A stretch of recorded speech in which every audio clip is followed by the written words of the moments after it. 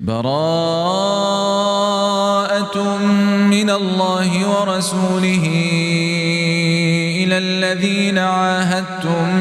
من المشركين فسيحوا في الأرض 4 أشهر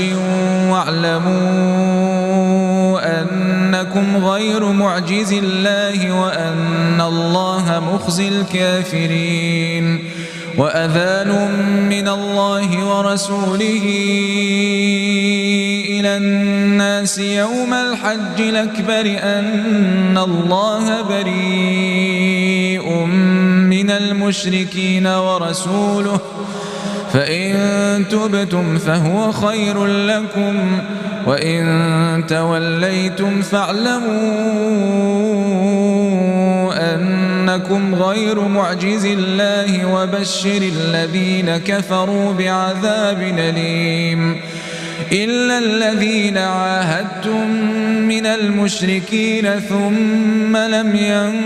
ينقصوكم شيئا ولم يظاهروا عليكم أحدا فأتموا إليهم عهدهم إلى مدتهم إن الله يحب المتقين فإذا انسلخ الأشهر الحرم فاقتلوا المشركين حيث وجدتموهم وخذوهم واحصروهم واقعدوا لهم كل مرصد فإن تابوا وأقاموا الصلاة وآتوا الزكاة فخلوا سبيلهم إن الله غفور رحيم وإن أحد من المشركين استجارك فأجره حتى يسمع كلام الله ثم أبلغه مأمنه ذلك بأنهم قوم لا يعلمون كيف يكون للمشركين عهد عند الله وعند رسوله إلا الذين عاهدتم عند المسجد الحرام فما استقاموا لكم فاستقيموا لهم إن الله يحب المتقين كيف وإن يظهروا عليكم لا يرقبوا فيكم إلا ولا ذمة يرضونكم بأفواههم وتابع قلوبهم وأكثرهم فاسقون اشتروا بآيات الله ثمنا قليلا فصدوا عن سبيله إنهم ساء ما كانوا يعملون لا يرقبون في مؤمن إلا ولا ذمة وأولئك هم المعتدون فإن تابوا وأقاموا الصلاة وآتوا الزكاة فإخوانكم في الدين ونفصل الآيات لقوم يعلمون وإن نكثوا أيمانهم من بعد عهدهم وطعنوا في دينكم فقاتلوا أئمة الكفر إنهم لا أيمان لهم لعلهم ينتهون ألا تقاتلون قوما نكثوا أيمانهم وهموا بإخراج الرسول وهم بدؤوكم أول مرة تخشونهم فالله أحق أن تخشوه إن كنتم مؤمنين قاتلوهم يعذبهم الله بأيديكم ويخزهم وينصركم عليهم ويشف صدور قوم مؤمنين ويذهب غيظ قلوبهم ويتوب الله على من يشاء والله عليم حكيم. أم حسبتم أن تتركوا ولما يعلم الله الذين جاهدوا منكم ولم يتخذوا من دون الله ولا رسوله ولا المؤمنين وليجة والله خبير بما تعملون. ما كان للمشركين أن يعمروا مساجد الله شاهدين على أنفسهم بالكفر أولئك حبطت أعمالهم وفي النار هم خالدون. إنما يعمر مساجد الله من آمن بالله واليوم الآخر وأقام الصلاة وآتى الزكاة ولم يخش إلا الله فعسى أولئك أن يكونوا من المهتدين. أجعلتم سقاية الحاج وعمارة المسجد الحرام كمن آمن بالله واليوم الآخر وجاهد في سبيل الله لا يستوون عند الله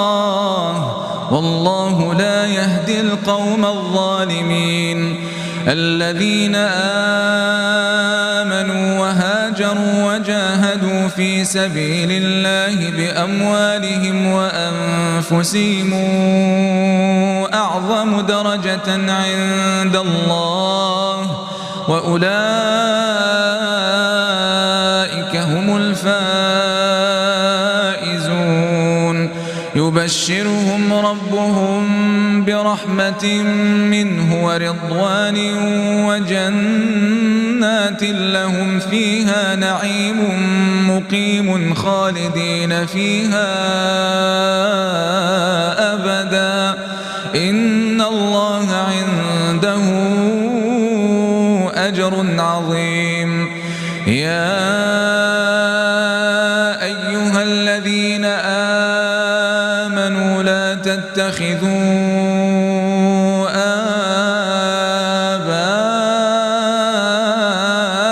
آباءكم وإخوانكم أولياء إن استحبوا الكفر على الإيمان ومن يتولهم منكم فأولئك هم الظالمون. قل إن كان آباؤكم وأبناؤكم وإخوانكم وأزواجكم وعشيرتكم وأموال اقترفتموها وتجارة تخشون كسادها ومساكن ترضونها أحب إليكم من الله ورسوله وجهاد في سبيله فتربصوا حتى ياتي الله بأمره والله لا يهدي القوم الفاسقين. لقد نصركم الله في مواطن كثيرة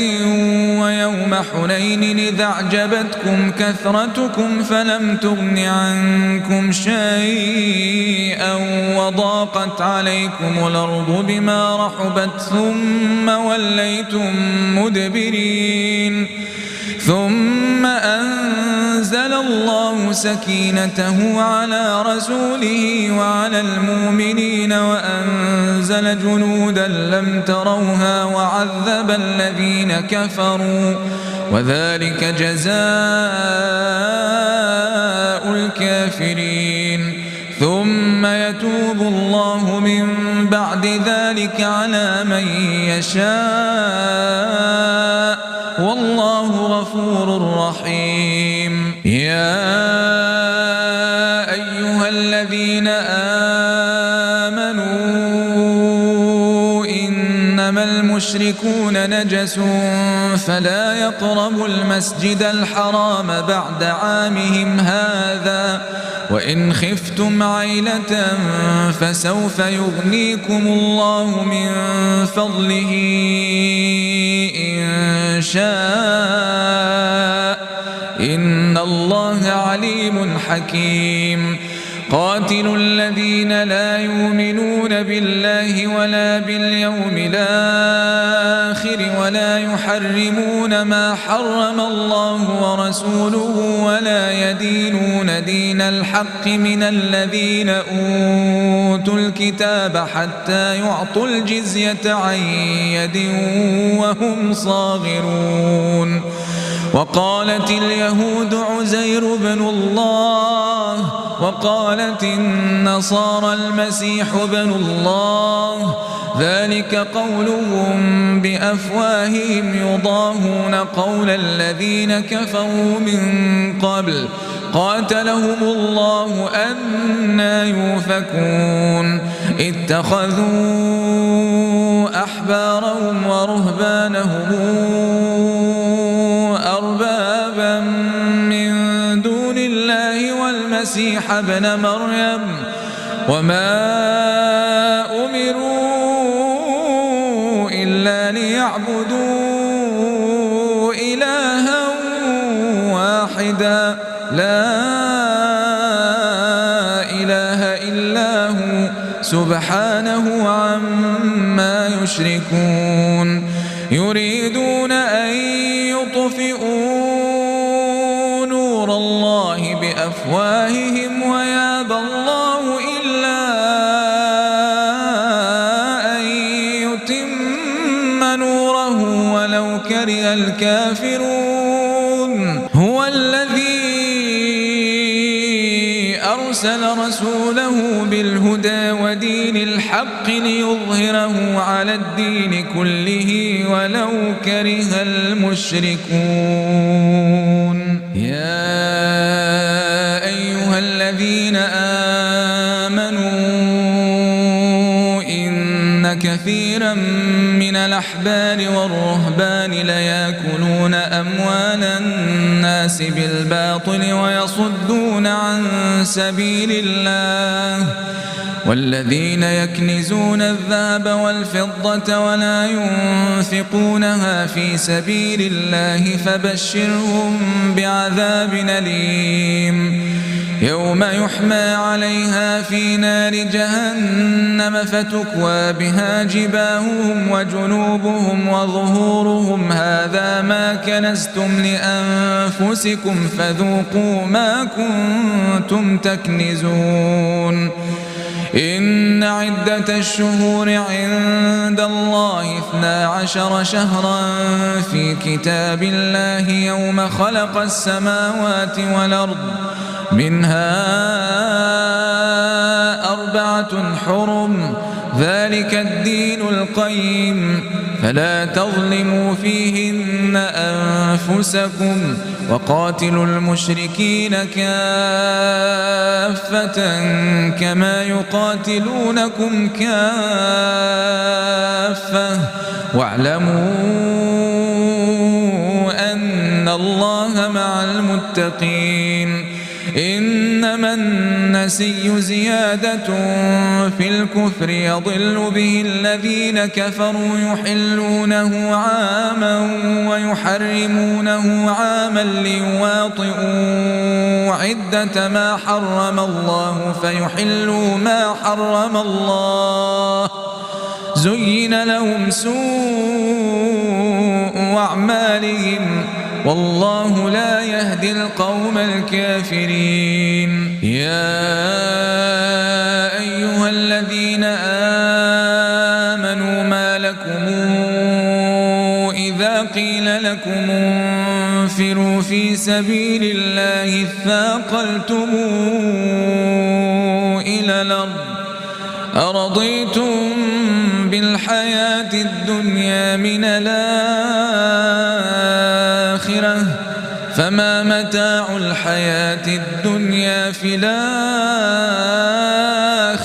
إلا قليل إلا تنفروا يعذبكم عذابا أليما ويستبدل قوما غيركم ولا تضروه شيئا والله على كل شيء قدير. إلا تنصروه فقد نصره الله إذ أخرجه الذين كفروا ثاني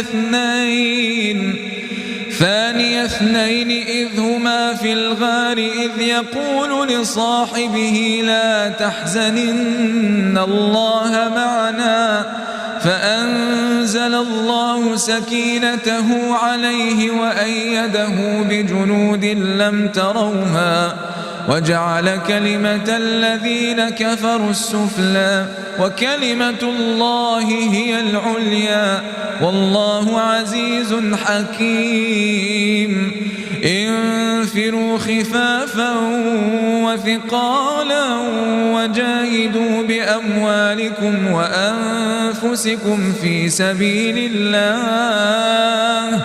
ذلكم خير لكم إن كنتم تعلمون. لو كان عرضا قريبا وسفرا قاصدا لاتبعوك ولكن بعدت عليهم الشقة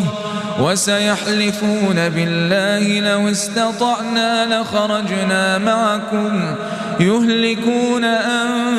أنفسهم والله يعلم إنهم لكاذبون. عفى الله عنك لم أذنت لهم حتى يتبين لك الذين صدقوا وتعلم الكاذبين.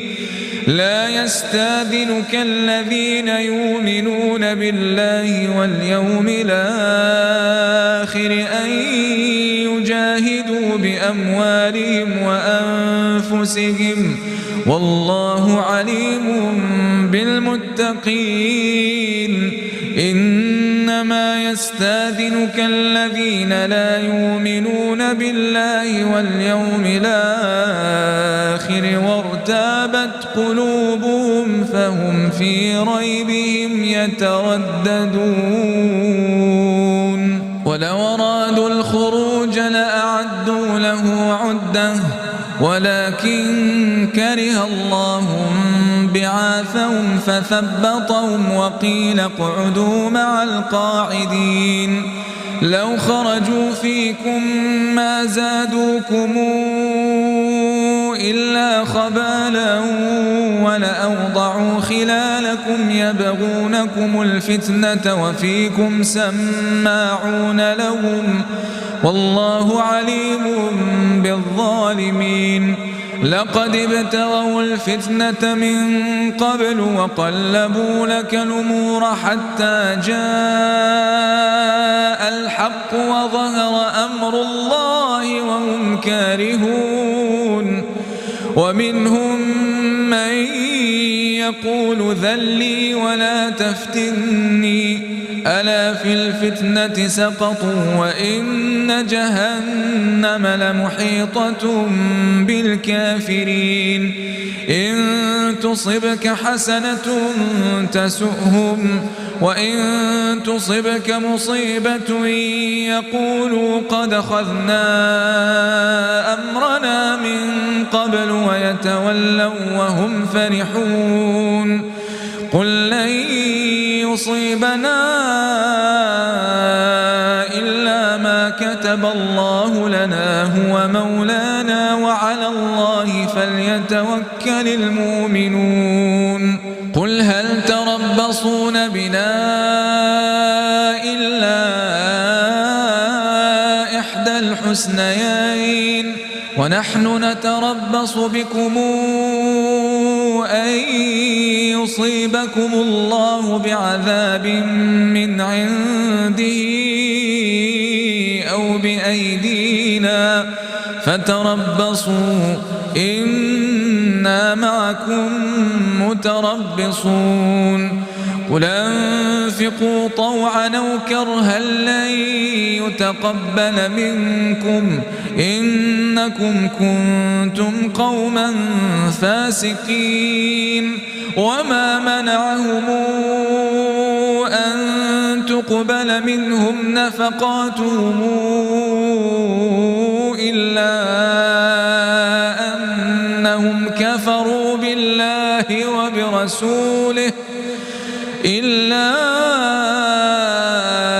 أنهم كفروا بالله وبرسوله ولا ياتون الصلاة إلا وهم كسالى ولا ينفقون إلا وهم كارهون فلا تعجبك أموالهم ولا أولادهم إنما يريد الله ليعذبهم بها في الحياة الدنيا وتزهق أنفسهم وهم كافرون ويحلفون بالله إنهم لمنكم وما هم منكم ولكنهم قوم يفرقون لو يجدون ملجأ أو مغارات أو مدخلا لولوا إليه وهم يجمحون ومنهم من يلمزك في الصدقات فإن أعطوا منها رضوا وإن لم يعطوا منها إذا هم يسخطون ولو أنهم رضوا ما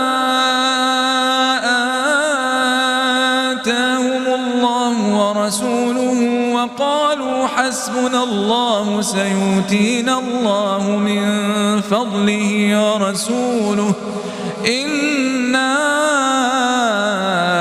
إلى الله راغبون إنما الصدقات للفقراء والمساكين والعاملين عليها والمولفة قلوبهم وفي الرقاب والغارمين وفي سبيل الله وابن السبيل فريضة من الله والله عليم حكيم ومنهم الذين يؤذون النبي ويقولون هو أذن قل أذن خير لكم يؤمن بالله ويؤمن للمؤمنين ورحمة للذين آمنوا منكم والذين يؤذون رسول الله لهم عذاب أليم يحلفون بالله لكم ليرضوكم والله ورسوله أحق أن يرضوه إن كانوا مؤمنين ألم يعلموا أنه من يحادد الله ورسوله فأن له نار جهنم خالدا فيها ذلك الخزي العظيم يحذر المنافقون أن تنزل عليهم سورة تنبئهم بما في قلوبهم قل استهزئوا إن الله مخرج ما تحذرون ولئن سألتهم ليقولن إنما كنا نخوض ونلعب قل بالله وآياته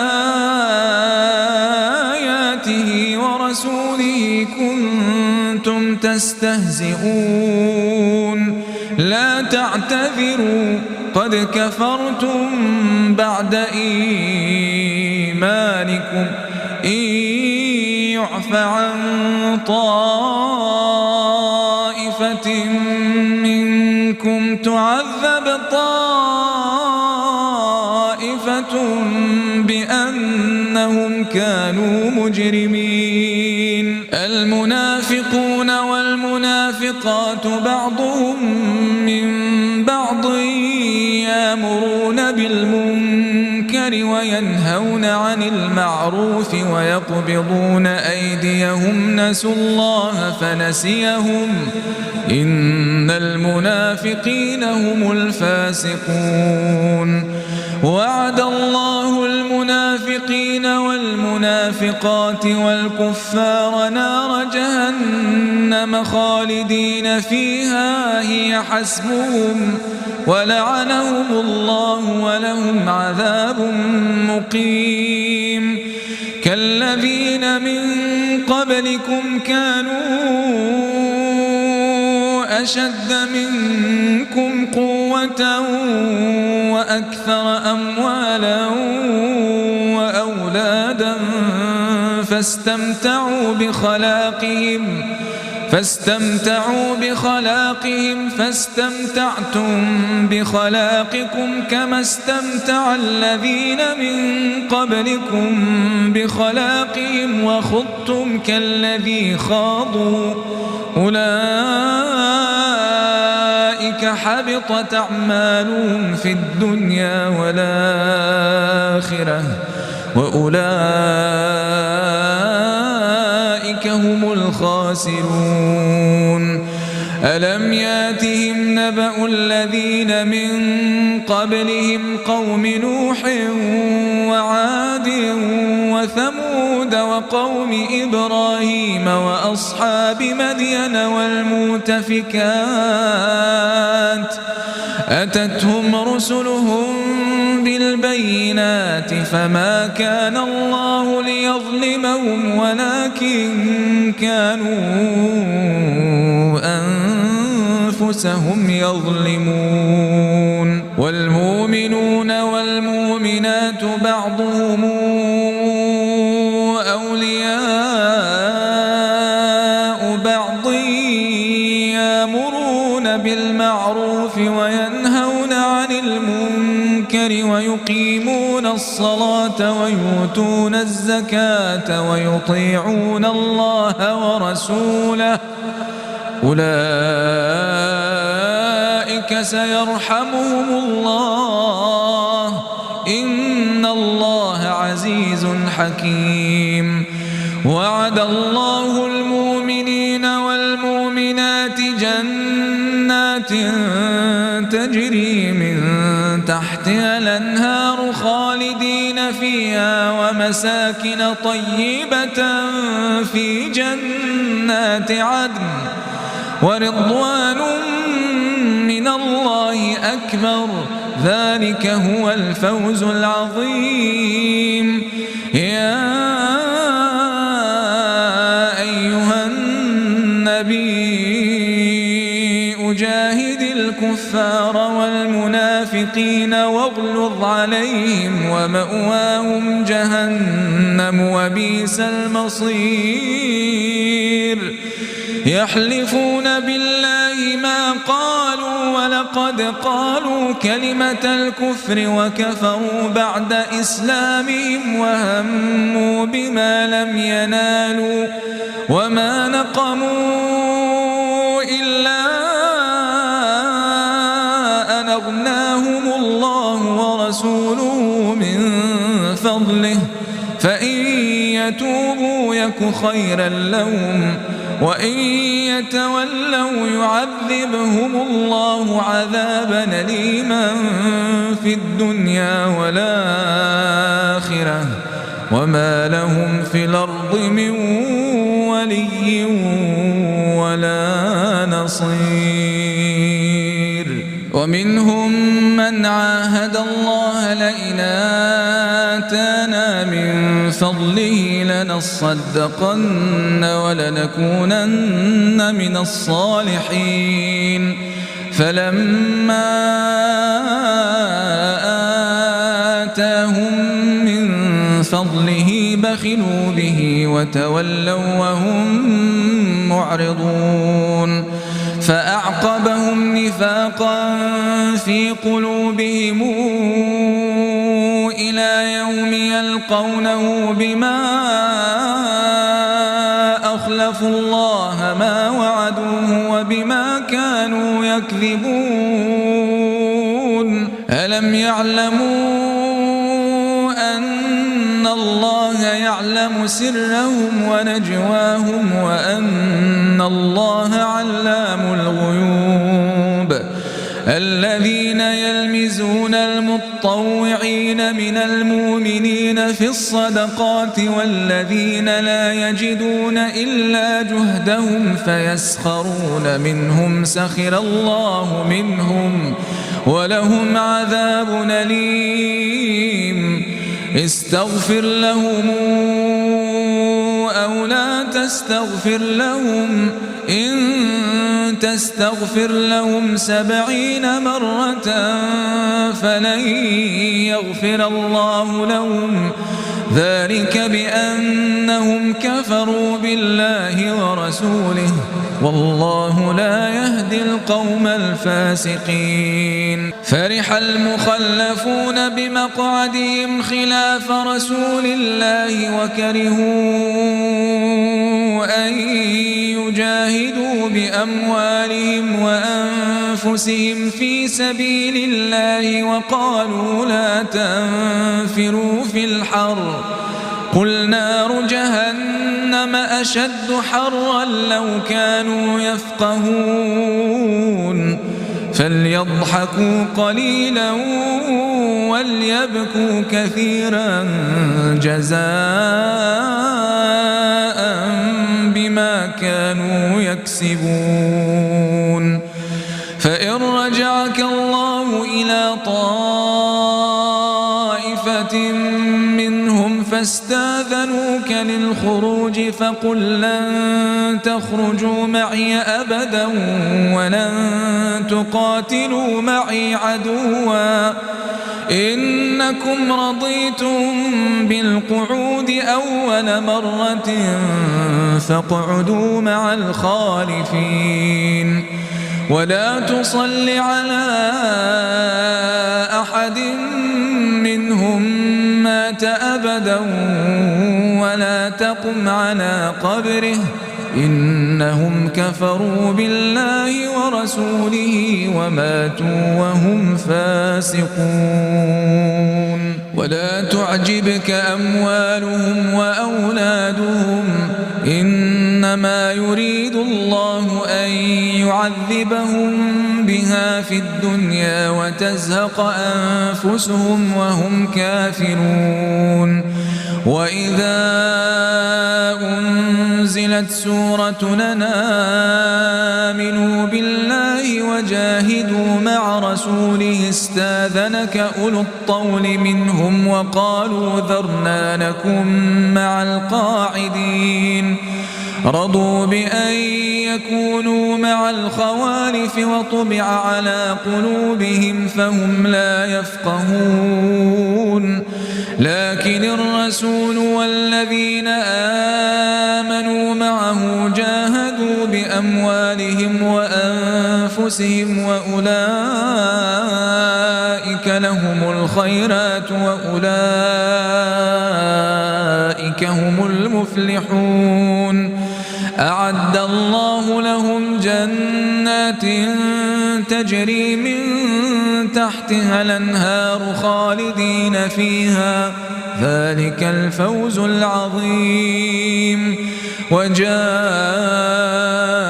المعذرون من الأعراب ليؤذن لهم وقعد الذين كذبوا الله ورسوله سيصيب الذين كفروا منهم عذاب أليم ليس على الضعفاء ولا على المرضى ولا على الذين لا يجدون ما ينفقون حرج إذا نصحوا لله ورسوله ما على المحسنين من سبيل والله غفور رحيم ولا على الذين إذا ما أتوك لتحملهم قلت لا أجد ما أحملكم عليه تولوا وأعينهم تفيض من الدمع حزنا ألا يجدوا ما ينفقون إنما السبيل على الذين يستاذنونك وهم أغنياء رضوا بأن يكونوا مع الخوالف وطبع الله على قلوبهم فهم لا يعلمون يعتذرون إليكم إذا رجعتم إليهم قل لا تعتذروا لن نؤمن لكم قد نبأنا الله من أخباركم وسيرى الله عملكم ورسوله ثم تردون إلى عالم الغيب والشهادة فينبئكم بما كنتم تعملون سيحلفون بالله لكم إذا انقلبتم إليهم لتعرضوا عنهم فأعرضوا عنهم إنهم رجس ومأواهم جهنم جزاء بما كانوا يكسبون يحلفون لكم لترضوا عنهم فإن ترضوا عنهم فإن الله لا يرضى عن القوم الفاسقين الأعراب أشد كفرا ونفاقا وأجدر ألا يعلموا حدود ما أنزل الله على رسوله والله عليم حكيم ومن الأعراب من يتخذ ما ينفق مغرما ويتربص بكم الدوائر عليهم دائرة السوء والله سميع عليم ومن الأعراب من يؤمن بالله واليوم الآخر ويتخذ ما ينفق قربات عند الله وصلوات الرسول ألا إنها قربة لهم سيدخلهم الله في رحمته إن الله غفور رحيم والسابقون الأولون من المهاجرين والأنصار والذين اتبعوهم بإحسان رضي الله عنهم ورضوا عنه وأعد لهم جنات تجري تحتها الأنهار خالدين فيها أبدا ذلك الفوز العظيم وممن حولكم من الأعراب منافقون ومن أهل المدينة مردوا على النفاق لا تعلمهم نحن نعلمهم سنعذبهم مرتين ثم يردون إلى عذاب عظيم وآخرون اعترفوا بذنوبهم خلطوا عملا صالحا وآخر سيئا عسى الله أن يتوب عليهم إن الله غفور رحيم خذ من أموالهم صدقة تطهرهم وتزكيهم بها وصل عليهم إن صلواتك سكن لهم والله سميع عليم ألم يعلموا أن الله هو يقبل التوبة عن عباده ويأخذ الصدقات وأن الله هو التواب الرحيم وقل اعملوا فسيرى الله عملكم ورسوله والمؤمنون وستردون إلى عالم الغيب والشهادة فينبئكم بما كنتم تعملون وآخرون مرجون لأمر الله إما يعذبهم وإما يتوب عليهم والله عليم حكيم. الذين اتخذوا مسجدا ضرارا وكفرا وتفريقا بين المؤمنين وإرصادا لمن حارب الله ورسوله من قبل وليحلفن إن أردنا إلا الحسنى والله يشهد إنهم لكاذبون. لا تقم فيه أبدا لمسجد نسس على التقوى من أول يوم أحق أن تقوم فيه رجال يحبون أن يتطهروا والله يحب المطهرين. أفمن أسس بنيانه على تقوى من الله ورضوان خير أم من أسس بنيانه على شفا جرف هار فانهار به في نار جهنم والله لا يهدي القوم الظالمين. لا يزال بنيانهم الذي بنوا ريبة في قلوبهم إلا أن تقطع قلوبهم والله عليم حكيم. إن الله اشترى من المؤمنين أنفسهم وأموالهم بأن لهم الجنة يقاتلون في سبيل الله فيقتلون ويقتلون وعدا عليه حقا في التوراة والإنجيل والقرآن ومن أوفى بعهده من الله فاستبشروا ببيعكم الذي بايعتم به وذلك هو الفوز العظيم. التائبون العابدون الحامدون السائحون الراكعون الساجدون الآمرون بالمعروف والناهون عن المنكر والحافظون لحدود الله وبشر المؤمنين. ما كان للنبي والذين آمنوا أن يستغفروا للمشركين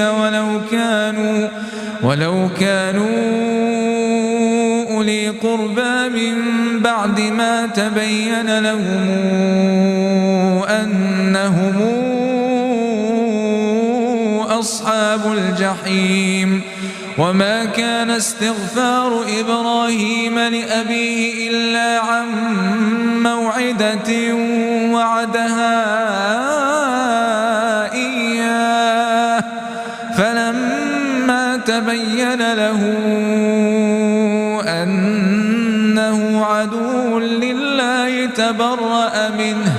إن إبراهيم لأواه حليم. وما كان الله ليضل قوما بعد إذ هداهم حتى يبين لهم ما يتقون إن الله بكل شيء عليم. إن الله له ملك السماوات والأرض يحيي ويميت وما لكم من دون الله من ولي ولا نصير. لقد تاب الله على النبي والمهاجرين والأنصار الذين اتبعوه في ساعة العسرة من بعد ما كاد تزيغ قلوب فريق منهم ثم تاب عليهم إنه بهم رؤوف رحيم. وعلى الثلاثة الذين خلفوا حتى إذا ضاقت عليهم الأرض بما رحبت وضاقت عليهم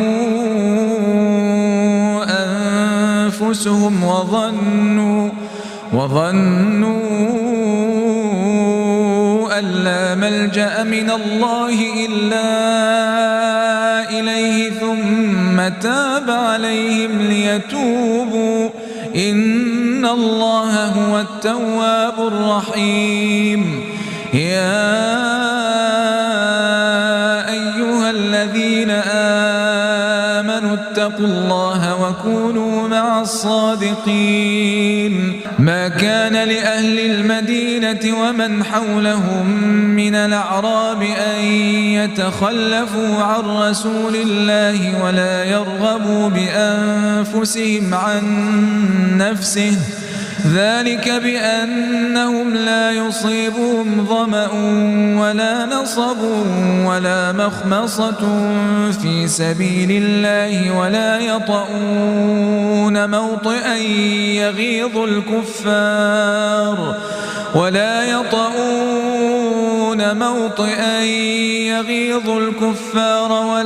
ينالون من عدو نيلا إلا كتب لهم به عمل صالح إن الله لا يضيع أجر المحسنين. ولا ينفقون نفقة صغيرة ولا كبيرة ولا يقطعون واديا إلا كتب لهم ليجزيهم الله أحسن ما كانوا يعملون. وما كان المؤمنون لينفروا كافة فلولا نفر من كل فرقة منهم طائفة ليتفقهوا في الدين ولينذروا قومهم